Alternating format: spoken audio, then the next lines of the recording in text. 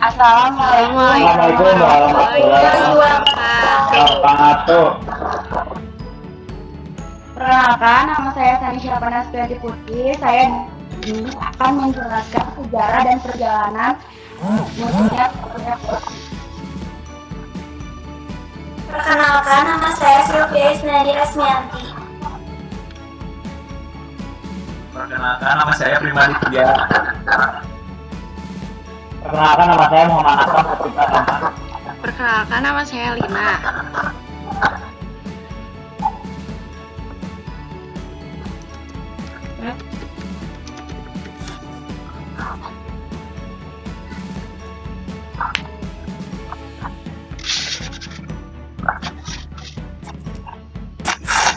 Sampai jumpa.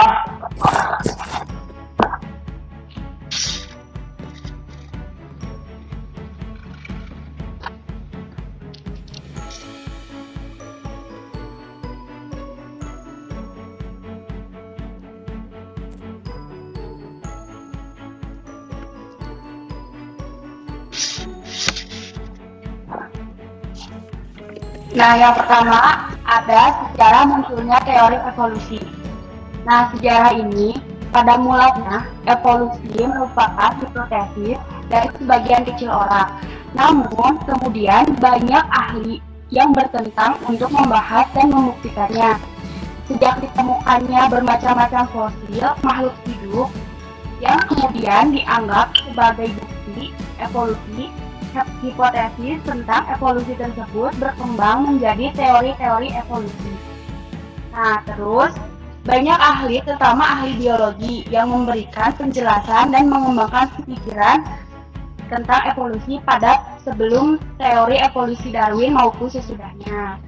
Yang kedua, ada perjalanan Darwin dalam penemuan teori evolusi. Setelah 5 tahun, Charles Robert Darwin menjelajahi beberapa belahan dunia. Dalam perjalanannya itu, Darwin sangat takjub dengan adanya spesies burung, fin, dan kura-kura raksasa di Kepulauan Galapagos, suatu kepulauan yang terletak sebelah barat daratan Amerika. Burung-burung itu memiliki kebiasaan lain. Terus hanya paruhnya yang berbeda menurut dugaan Darwin. Variasi pada paruh burung-burung itu disebabkan oleh munculnya adaptasi dari habitat. Ketakjuban terhadap burung-burung fin inilah yang mendasari Darwin mengemukakan teori evolusi tersebut.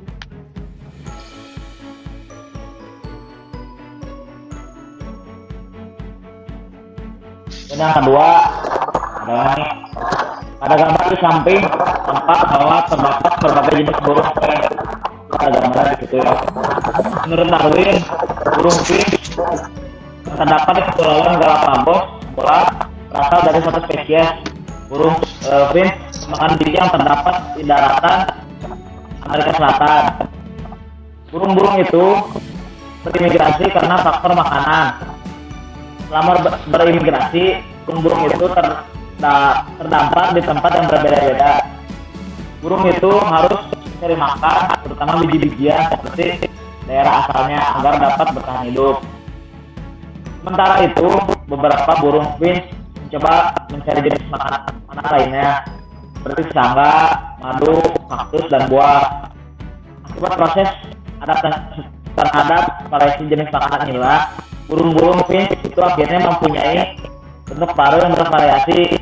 Burung fin pemakan serangga mempunyai kepala tebal, lurus, dan berlidah pendek. Sementara burung fin pemakan kaktus mempunyai paruh lurus dan agak panjang. Lain burung-burung fin, Darwin juga melihat adanya dua jenis kura-kura yang sangat berbeda pada kepulauan itu.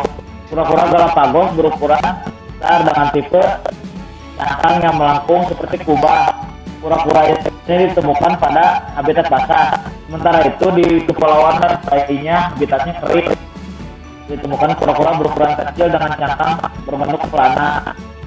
Dan gambar samping itu ada. Menurut Darwin, penyebabnya adalah adanya perbedaan habitat. Dari sini pemikiran Darwin mengenai variasi makhluk hidup mulai berkembang.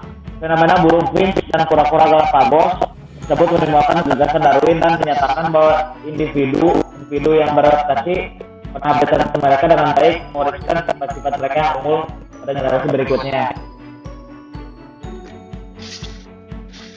Lanjut.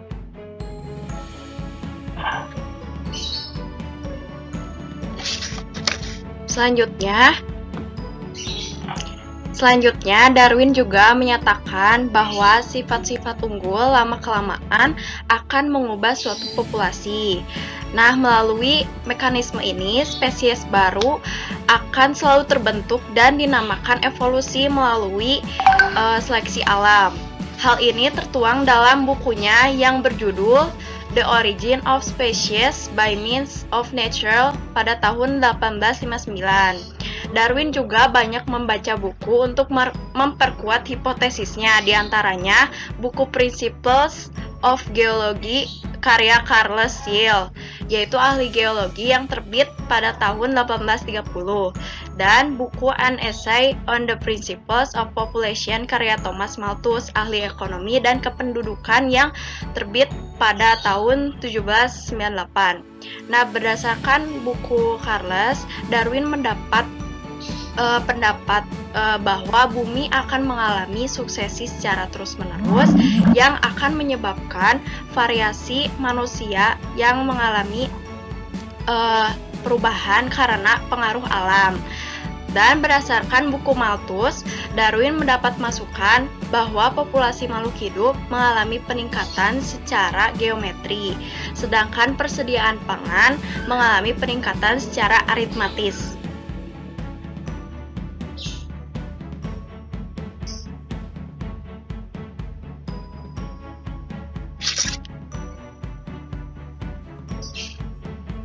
Keadaan ini mengakibatkan pangan yang tersedia lebih sedikit daripada yang membutuhkan. Akibatnya, terjadilah perebutan makanan di antara makhluk hidup yang memiliki jenis makanan sama. Berdasarkan pandangan tersebut, Darwin menyimpulkan adanya seleksi alam berdasarkan ketersediaan pangan. Di samping itu, ada juga seleksi alam berdasarkan kondisi habitat, iklim, dan lain-lain. Makhluk hidup yang memenangkan persaingan dapat melangsungkan kehidupannya. Sebaliknya, yang kalah dalam persaingan akan mengalami kepunahan. Sebelum mempublikasikan pendapatnya, Darwin mendapat dukungan pula dari ilmuwan Inggris yaitu Alfred Russel Wallace 1823 sampai 1913. Wallace mengirimkan makalahnya kepada Darwin dari Malaysia. Dalam makalahnya, Wallace juga membahas tentang evolusi oleh seleksi alam. Akan tetapi, teori Wallace ini berkembang tanpa terpengaruh oleh Darwin. Artinya, kedua ilmuwan itu mengemukakan pendapat yang sama, yaitu adanya evolusi oleh seleksi alam. Ilmuwan itu mengemukakan pendapat seperti halnya Darwin, teori Wallace yang dipengaruhi juga oleh makalah Malthus yang diterbitkan tahun 1798, The Principle of Population. Sebenarnya, hipotesis Darwin tentang evolusi terilhami oleh pernyataan biologi Prancis yaitu J.B. de Lamarck 1744 sampai 1829. Lamarck mengajukan teori evolusi jauh sebelum Darwin mengemukakan tentang teori evolusinya. Lamarck mengemukakan teorinya yang dikenal dengan paham digunakan dan tidak digunakan dalam bentuk postulat sebagai berikut.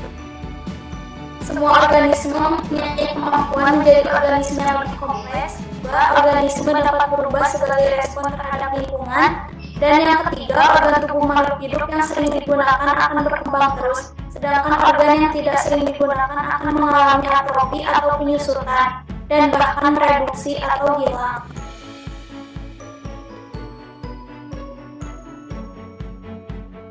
Yang selanjutnya, setelah itu menurut Lamarck, makhluk hidup mewariskan sifat-sifat yang diperoleh selama hidupnya dari satu generasi ke generasi berikutnya, sehingga terjadilah evolusi dalam bukunya yang berjudul Filosofi Zoologique. Lamarck menjelaskan tentang evolusi jerapah. Menurut Lamarck, jerapah berevolusi dari binatang sejenis antelop, perubahan mulai terjadi ketika binatang-binatang itu memanjangkan lehernya sedikit demi sedikit dari generasi ke generasi untuk meraih dedaunan yang lebih tinggi sebagai makanannya. Akhirnya binatang itu memiliki leher panjang seperti yang kita lihat pada leher jerapah saat ini. Namun teori evolusi lama ternyata tidak benar, karena sifat yang diperoleh setelah lahir tidak dapat diwariskan pada keturunannya. Darwin menggunakan hipotesis tentang pewarisan sifat-sifat yang diperoleh sebagai faktor yang menyebabkan makhluk hidup berevolusi. Secara ringkas, teori evolusi yang dikemukakan Darwin memuat dua hal pokok berikut. Spesies yang berkembang sekarang berasal dari spesies yang hidup pada masa lampau. Evolusi terjadi melalui seleksi alam.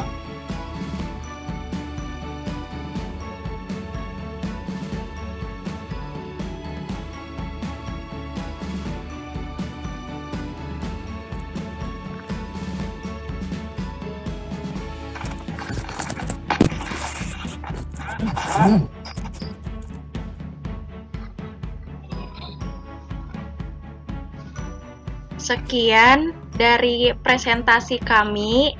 Mohon maaf apabila ada kesalahan. Wabillahi taufiq wal hidayah. Wassalamualaikum warahmatullahi Waalaikumsalam warahmatullahi wabarakatuh.